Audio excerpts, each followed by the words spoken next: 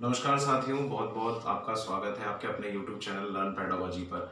तो आज सबसे ज़्यादा इम्पोर्टेंट टॉपिक हम लेके आए हैं। बहुत दिनों से टीजीटी पीजीटी पर चर्चा कर रहे थे। तो आज जो सबसे ज़्यादा इम्पोर्टेंट टॉपिक है वो पीजीटी के इंटरव्यू को लेकर है। बहुत सारे आप जैसे अभ्यर्थियों ने, हमारे बड़े भाइयों ने, सबने बहुत ज़्यादा कॉल्स किया कि सर एक बार इंटरव्यू को लेकर के भी एक वीडियो बनाइए। तो इंटरव्यू को लेकर के क्या क्या चीज़ें हो सकती है, क्या क्या इंपॉर्टेंट हो सकता है, और जो बिल्कुल फोकस में रख के जाना है जिससे कि आपका इंटरव्यू किसी भी हालत में मिनिमम मार्क्स जो होना चाहिए उससे क्वालिफाई जो है मैक्सिमम होना ही चाहिए, और सबसे ज़्यादा मार्क्स आपके ही आए। इस इंटरव्यू को आप जरूर देखिएगा किस तरीके से हम इंटरव्यू शेड्यूल करते हैं। तो आइए सबसे पहले देखते हैं हम इंटरव्यू शेड्यूलिंग। तो देखिए, सबसे पहले तो हमारा ये है, यहाँ पर हमने स्टार्ट किया है, यहाँ से देखिए लिखा है इंटरव्यू में पूछे जाने वाले महत्वपूर्ण प्रश्न। ठीक है, तो सबसे पहली बात तो ये आपको ध्यान रखना है कि जिस दौरान आप इंटरव्यू में जाएंगे, जहां पर आपका सेंटर गया होगा, जहां पर भी आप जाएंगे, वहां पर आपकी जो बॉडी लैंग्वेज होनी चाहिए वो पॉजिटिव होनी चाहिए। पॉजिटिव मतलब सकारात्मक सोच के साथ आपको वहां पर उपस्थित होना है। ठीक है, अब सबसे पहली बात तो ये कि आप जब इंटरव्यू में पहुंचते हैं, जब आप रूम में एंटर कर रहे होते हैं, तो सबसे पहले फोकस करने वाली बात जो होती है वो आपका परिचय, यानी कि आपके बारे में बता देता है आपका ड्रेस कोड। तो सबसे पहले ड्रेस कोड ध्यान रखना, ड्रेस कोड बहुत इंपॉर्टेंट है। ये ड्रेस कोड ये है कि अगर आप पुरुष वर्ग से आते हैं, यानी कि बालक वर्ग से आते हैं, तो ऑफिशियल शर्ट पैंट का इस्तेमाल करना है, ब्लैक शूज का इस्तेमाल करना है, और तरीके से एकदम बन के जाना है। ये बात ध्यान रखिएगा। अगर हम बात करें महिला वर्ग की, यानी कि बालिका वर्ग की, अगर हम बात करें, तो जो महिलाएं हैं वो ये बात ध्यान रखेंगे, या जो लेडी टीचर हैं वो ध्यान रखेंगे कि ड्रेस कोड में मोस्टली अगर आप यूज करें तो साड़ी यूज करें। सूट भी यूज कर सकते हैं, कोई इशू नहीं है, लेकिन ऑफिशियली में साड़ी का ज्यादा इस्तेमाल किया जाता है। फिर उसके बाद आप एंटर लेते हैं रूम के अंदर, जहां पर बोर्ड ऑफ मेंबर बैठे होते हैं, जहां पर सदस्य बैठे होंगे जो मीटिंग जब इंटरव्यू ले रहे होंगे। तो वहां पर आप जब एंट्री करेंगे, तो एंट्री करने के साथ साथ सबसे पहले तो आपको परमिशन लेना है मेंबर से। वो ऑटोमेटिकली आपको परमिशन देंगे। परमिशन लेने के साथ साथ आप जैसे ही आप एंटर करोगे तो आप सभी मेंबर्स को विश करोगे, सभी मेंबर्स को विश करोगे। और विश करने, जैसे ही आप विश कर रहे होगे, विश के ड्यूरेशन में आपको वो तुरंत बोलेंगे कि अपना सीट ग्रहण करें। तो आप सीट पे बैठोगे कंफर्टेबली, घबराने का नहीं, बिल्कुल एकदम कंफर्टेबल सीट को लेना है और सीट पर कंफर्टेबली बैठ जाना है। अब एक बात हमेशा ध्यान रखना है कि पूरे इंटरव्यू में, जब तक आपका इंटरव्यू चलेगा, चाहे वो 5 मिनट का हो, 10 मिनट का हो, 20 मिनट का हो, पूरे इंटरव्यू में ना ज्यादा स्माइल पास करना है, हंसना भी नहीं है ज्यादा। वो कुछ ऐसा टॉपिक पूछेंगे जिसमें कि ज्यादा आपको लगेगा कि हंसी आ रही, बहुत तेज हंसने लगे, ऐसा भी नहीं है। ना ज्यादा स्माइल पास करना है और ना ज्यादा दुख प्रतीत करना है अपने आप को, ये बात ध्यान रखना। दोनों ही बातें होनी चाहिए, नॉर्मल कंडीशन में आपको रहना है वहां पर, चाहे वो किसी भी प्रकार का प्रश्न पूछते हैं। तो ये थी ये बातें। अब इसके बाद आते हैं अपना परिचय।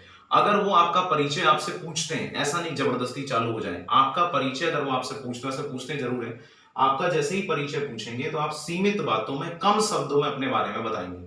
कम शब्दों में, जैसे आप अपने, आपका नाम क्या है, ये मत बता के पिताजी का नाम क्या है, ये सब मत बताना। अपना नाम क्या है, आपकी क्वालिफिकेशन कहाँ से हुई है, क्या क्या आपने किया है, और आपके एक्सपीरियंस क्या है, ये सब चीजें आप उनसे शेयर करोगे अगर वो पूछते हैं तो, बिल्कुल कम शब्दों में। ठीक है, और ध्यान रखना, जो भी चीजें आप शेयर करोगे उन सभी चीजों का प्रूफ आपके साथ होना चाहिए, फाइल आपके साथ, आपकी फाइल होनी चाहिए, पूरा डॉक्यूमेंट आपके साथ ओरिजिनल कॉपी में होना चाहिए।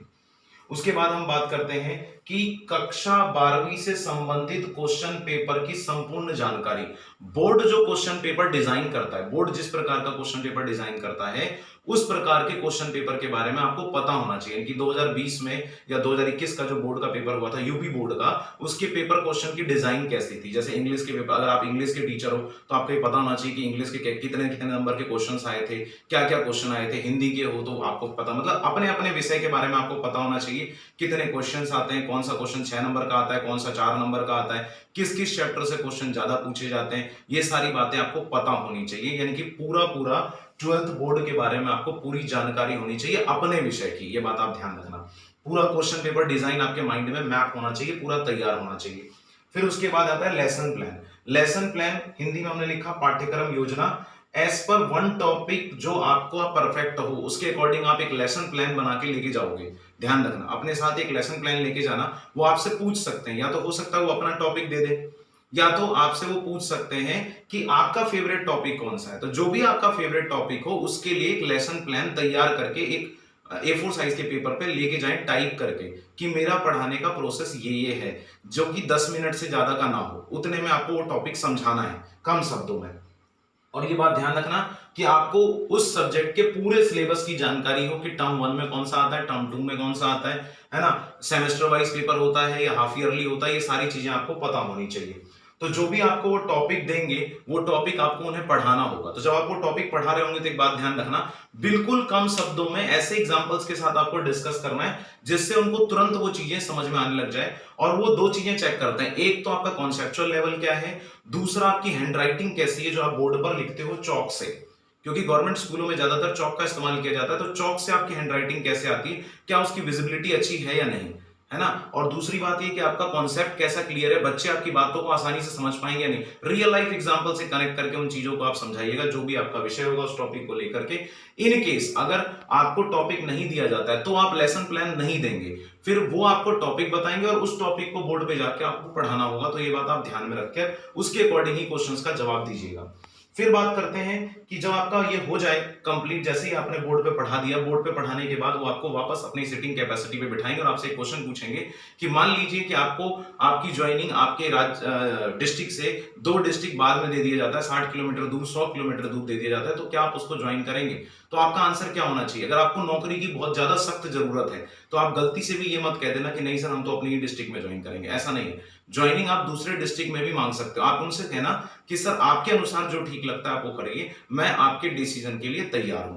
तो कहने का तात्पर्य है कि उनके ऊपर ऑप्शन छोड़िए, आप अपने ऊपर ऑप्शन मत ले लीजिए कि नहीं सर हम अपनी डिस्ट्रिक्ट में ही करेंगे या हम उस डिस्ट्रिक्ट में करेंगे। उनसे ऐसी बातें नहीं करनी, उनके ऊपर ऑप्शन छोड़ देना है। फिर वो आपको जैसे ही कहेंगे ठीक है धन्यवाद आपका इंटरव्यू समाप्त होता है, तो जाने से पहले सभी को थैंक्स और रिगार्ड्स, मतलब सभी को एक अच्छे भाषा में तरीके से आप सभी को धन्यवाद कहेंगे और वहां उस रूम को छोड़कर जाएंगे। इस पूरे इंटरव्यू प्रोसेस में एक बात ध्यान रखना कि आवश्यक नहीं है कि सिर्फ इंग्लिश में ही बोलना है, आप बाइलिंगुअल भाषा का प्रयोग कर सकते हैं। ये बात ध्यान रखना, सिर्फ इंग्लिश में ही नहीं बोलना, सिर्फ हिंदी में ही नहीं बोलना, दोनों भाषाओं का प्रयोग आप आसानी से कर सकते हैं, चाहे आप किसी भी विषय के सब्जेक्ट के टीचर बनने वाले। तो ये बात ध्यान रखिएगा, इन सभी चीजों को अगर हम पीजीटी के इंटरव्यू में फॉलो करते हैं तो डेफिनेटली 200% आपका सिलेक्शन होगा।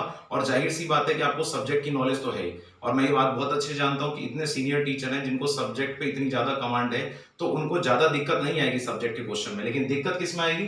दिक्कत उनको आएगी इन सब चीजों में जिसके बारे में उनको शायद ना पता हो, और पता भी हो तो शायद किस तरीके से जवाब देना है आपको नहीं पता हो, है ना। तो ये बात ध्यान रखना। और सबसे बड़ी बात, स्माइल, ज्यादा नहीं और ज्यादा सैड नहीं होना है, पॉजिटिव एनर्जी के साथ जाना है और डेफिनेटली आपका सिलेक्शन होगा ही होगा। समझ गए? बहुत बहुत धन्यवाद आपका।